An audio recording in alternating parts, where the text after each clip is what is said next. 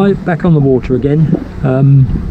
We're on the bubble line again, as you can see, and I just want to show you a technique that I developed a few days ago with quite a lot of success. So still back on the floating line, and you can see I've got about 12 foot to my first dropper, 10-12 foot to my first dropper. Now you'll notice my droppers are very short, right? And I like that because it's almost like a paternoster effect in that the fly sits slightly away from the main line.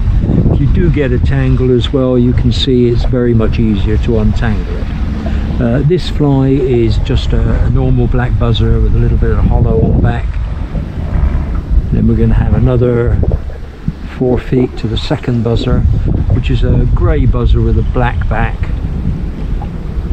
and then it's another 4 feet to the point fly. Now these are flies I make up myself because they're a heavier gauge fly.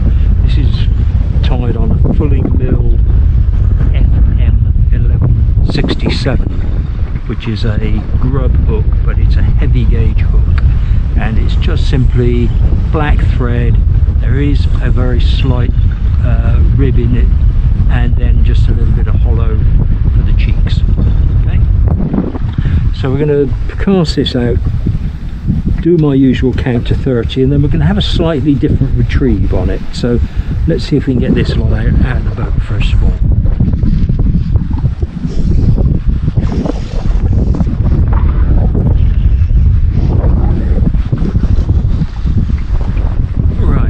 Do my usual count to 30 and come back to 9:30. Now what I'm going to do first of all is strip in a little bit of the line because I want to try and see if I can find the weight of the flies. Alright, that means that the flies are then starting to move, and there I can just feel the bite there. And now what I'm going to do is 3, 4, 5, 6, 7, 8, 9, 10. Let's pull the flies up in the water somewhat, and I'm now going to count to 10 with doing nothing.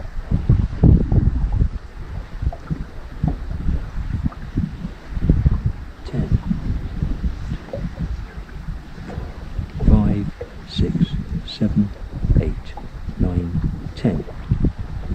2, 3, 4, 5, 6, 7, 8, 9, 10.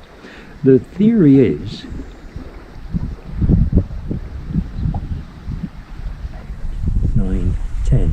that we're actually pulling the flies up and then allowing them to drop down. Because we're on the bubbles, the water is moving up and then falling back down again, and it's the fish are opportunistically sitting waiting to see something that's falling rather than rising in the water. So the theory is that we should be able to get fish that are taking on the drop. So we'll see if it works.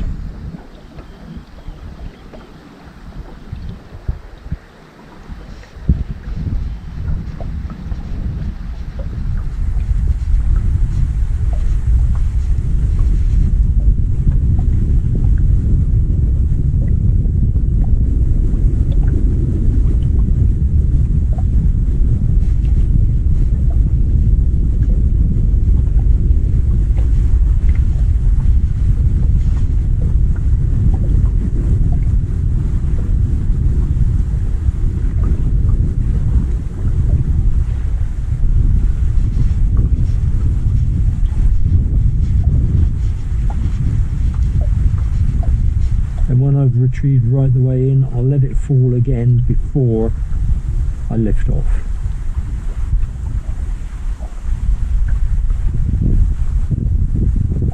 Right, I'm going to rinse and repeat. Do my 30 count and I'll come back to you again. 29, 30, here we go. So I'm just going to try and see if I can find the weight of the flies, which means I'm now moving the flies. So I'm going to go 1, 2, 3, 4, 5, 6, 7, 8, 9, 10. It's quite fast, that retrieve there, because I'm trying to lift the flies up through the water. Then waiting 10 seconds. 1, 2, 3, 4, 5, 6, 7, 8, 9, 10.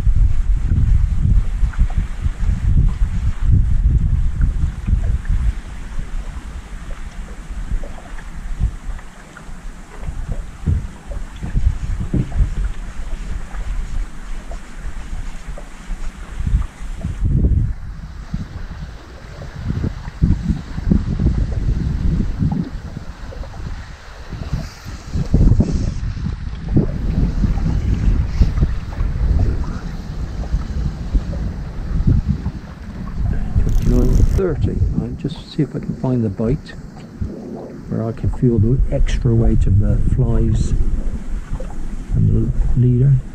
There. 1, 2, 3, 4, 5, 6, 7, 8, 9, 10.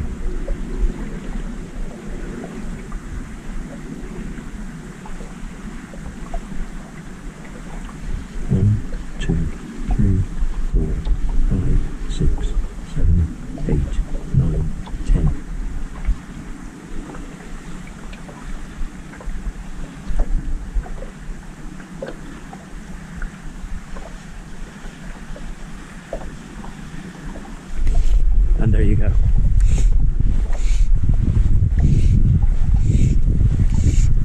Takes it very hard.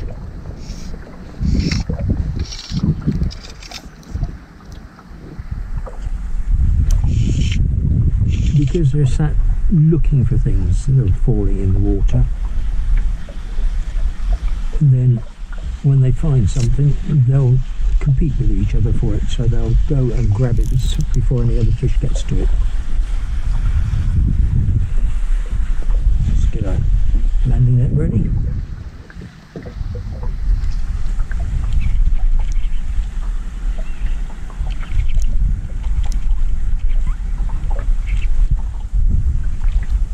You'll notice I've had to pull a lot of my leader through the rod rings because I'm using such a long leader, and that's why that first piece, that first 12 foot or so, is actually 15 pound test, so it will withstand the wear of going through the rod rings.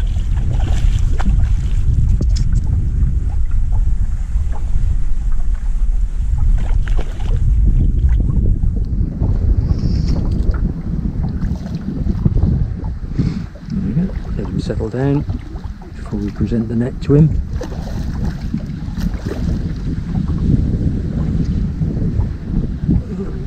One final lunge.